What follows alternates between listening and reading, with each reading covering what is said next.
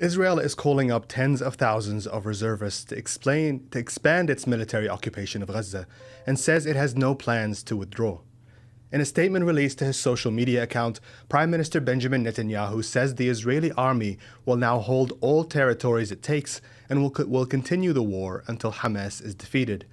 He also says more than 2 million Palestinians will be pushed from the north and south of Gaza to expand Israel's so-called buffer zone permanently.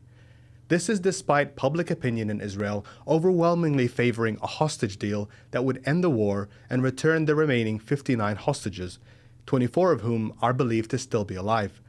Israeli government spokesperson David Mencer says the aim is not the occupation of Gaza, but to pressure Hamas to release hostages without a deal to end the war.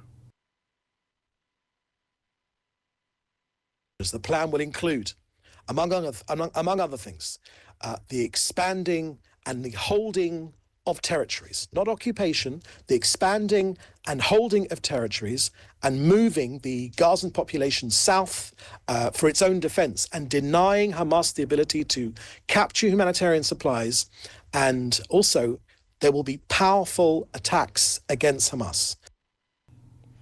Since Israel unilaterally fractured a 2-month ceasefire agreement with Hamas in March, it has denied Gaza's 2.2 million people of food, medicine, clean water, and all humanitarian aid.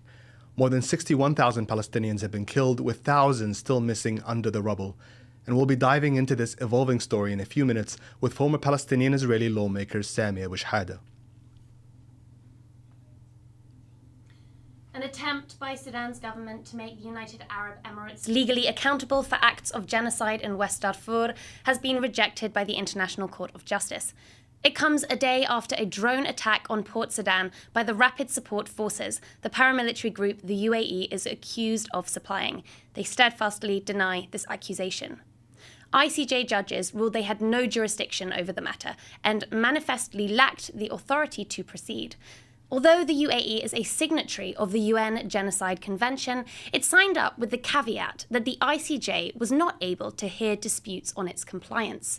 The case was therefore widely expected to fail on this technicality, but the UAE has claimed the ruling as proof of innocence, despite the ruling giving no verdict on the evidence against them. UAE Foreign Minister Reem Khattate said in a response, "The facts speak for themselves. The UAE bears no responsibility for the conflict in Sudan." But a summary of the ruling said the court is precluded by its statute from taking any position on the merits of the claims by Sudan. And finally, US lawmakers axed a planned vote on a controversial bill that could have seen anti-Israeli boycotters penalized with up to 20 years in prison and fines of $1 million. The proposed legislation expands a law from Trump's first term that bans boycotts against US allies levied on behalf of foreign governments. The bill would also penalize action tied to international government organizations, say, for example, the UN. Yet a number of Trump loyalists have thwarted the attempt, citing free speech concerns.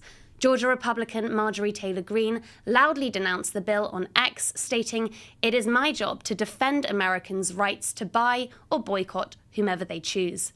While the bill itself does not explicitly mention Israel, its drafters have said it is designed to curtail the boycott, divestment, and sanctions movement, which calls for economic pressure on the Israeli government to end its abuses against Palestinians.